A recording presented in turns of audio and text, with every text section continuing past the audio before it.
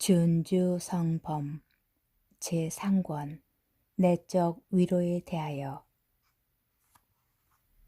제51장 위대한 일에 힘이 부족하면 작은 일에 전력함. 주님의 말씀.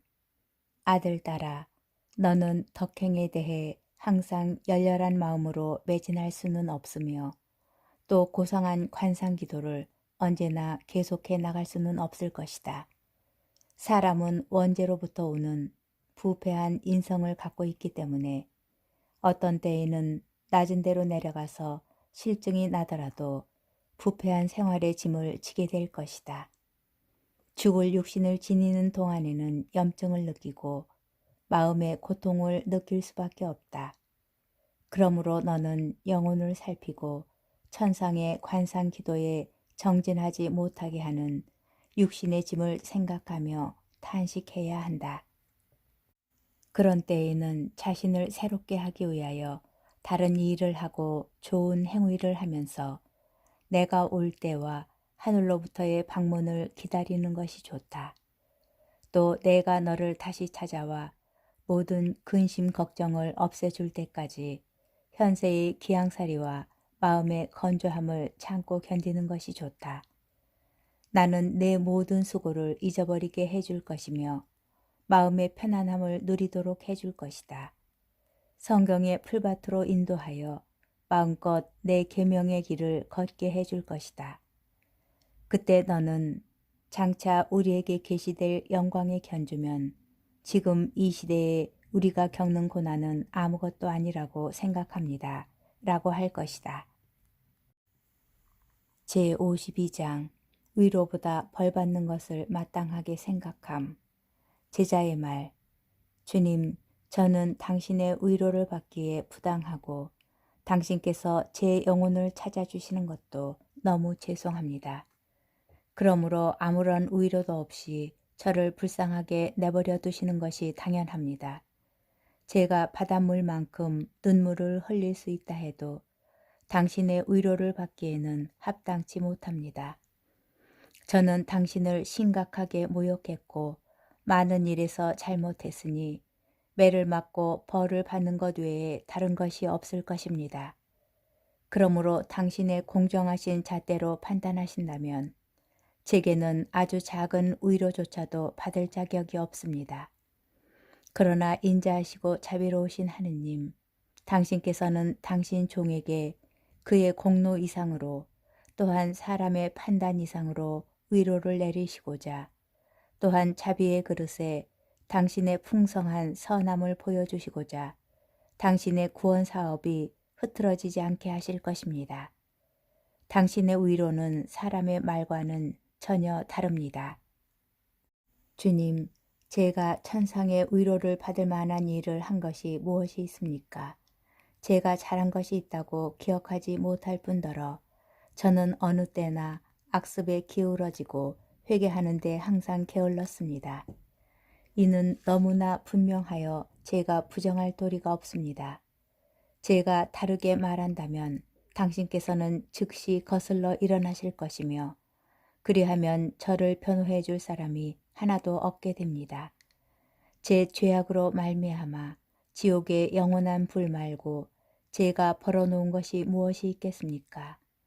진실로 고백하오니 저는 온갖 조롱과 능멸을 받아도 마땅하며 저를 당신의 경건한 이들 가운데 하나로 생각해 주시는 것은 부당할 뿐입니다. 이러한 말씀을 드리는 것이 제게 쉬운 일은 아닙니다. 다만 당신의 자비를 더 쉽게 구하기 위하여 이처럼 저의 죄를 고백합니다. 정말 부끄러운 범죄자인 제가 무슨 말씀을 아뢰겠습니까? 주님, 저는 죄를 지었나이다. 저를 불쌍히 여기시고 저를 용서해 주소서. 이 말밖에는 제 입이 당신께 드릴 말씀이 없습니다. 암흑의 나라, 죽음의 어둠이 덮인 그곳으로 가기 전에 조금이나마 생기를 되찾게 저를 놓아주십시오. 죄인이, 불쌍한 죄인이 자기 죄를 알고 통회하며 스스로 겸손해지는 것 말고 당신께서 무엇을 바라시겠습니까? 진실한 통회와 진정한 겸손으로 용서받을 희망이 생기고 어지러운 양심이 평화로워지고 잃은 은총을 얻게 되고 장차 겪을 하느님의 거룩한 분노를 피하게 되며 통회하는 영혼은 하느님과 만나 포옹할 것입니다. 주님, 죄인의 겸손한 통회는 당신 의향에 맞는 제사가 되고 당신 태전에 유향보다도 더 좋은 향기가 되고 당신의 거룩한 발에 부어드리기를 바라시는 좋은 향액이 되니 당신께서는 부서지고 꺾인 마음을 업신여기지 않으십니다. 그곳은 성난 원수의 얼굴을 피하는 피난처며 다른 곳에서 더러워지고 악하게 된 모든 것을 씻고 고치는 곳입니다. 제53장 세상에 맞들이는 사람에게는 하느님의 은총이 내리지 않음. 주님의 말씀. 아들들아, 내 은총은 귀중한 것이다. 내 은총을 다른 것이나 세상의 위로와 비교할 수도 섞을 수도 없다. 그러므로 은총을 원하거든 은총에 방해가 되는 모든 것을 없애야 한다. 고요한 곳을 찾아 혼자 있기를 좋아하고 사람과 이야기 나누기를 원치 말고 오직 하느님께 신심을 다하여 기도함으로써 통회하는 마음과 조촐한 양심을 보존하도록 힘써라. 온 세상을 아무것도 아닌 것처럼 생각하고 모든 세상 사물보다도 하느님과 사귀는 것을 소중하게 생각하라. 내가 나와 가까이 지내면서 동시에 지나가는 세상의 것을 즐겨 누릴 수는 없다. 너를 아는 사람들과 친구들을 멀리하여 세상에 어떤 위로 없이도 마음을 보존할 수 있어야 한다. 베드로 사도는 그리스도 신자들에게 이 세상에서 나그네와 이방인같이 자신을 절제하라고 권고하였다. 세상의 것에 조금도 마음을 두지 않았던 사람이라면 죽을 때에 이르러 얼마나 자신이 있을까. 그러나 병든 정신을 가진 사람은 자기 마음이 모든 것에서 벗어나야 한다는 것을 깨닫지 못하고 자연의 인간은 내적 생활을 하는 사람이 누리는 자유를 알지 못한다. 그러나 사람이 참된 영성 생활을 하려면 먼 것이나 가까운 것이나 다 버려야 하며 무엇보다도 자기 자신의 주의를 기울일 필요가 있다. 내가 너 자신을 완전히 이기게 되면 다른 것은 어렵지 않게 굴복시킬 것이다. 완전한 승리는 자신을 이기는 데 있다. 무슨 일에든지 육정은 이성에 또 이성은 내게 복종하도록 해라.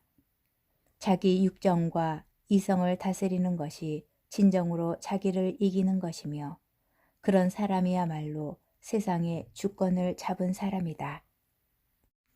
내가 이 완덕의 절정에 이르고자 한다면 너 자신과 모든 사사로운 이익과 물질에 대한 무절제한 성향을 그 뿌리부터 뽑아 없애야 한다. 이를 위해서 너는 도끼를 뿌리에 댄 사람처럼 시작해야 한다. 뿌리채 없애버려야 할 모든 악습은 거의 다 자기 자신을 지나치게 사랑하는 데서 생긴 것이다. 그러므로 바로 이 악습을 쳐 이겨 완전히 굴복시키면 항상 평화가 가득할 것이다. 그렇지만 자기에 대하여 완전히 죽고 또 자기를 완전히 초월하여 나아가려는 사람은 많지 않다. 오히려 많은 사람들이 자기 자신한테 얽힌 채 앞으로 나아가지 못하고 자기를 벗어나 거룩한 세상에로 오르지 못한다. 나와 함께 자유로이 거룩한 세상에 오르려는 사람은 악하고 무제일제한 모든 감정을 억제해야 하며 어떠한 피조물에 대해서도 사사로운 감정으로 애착하지 말아야 한다.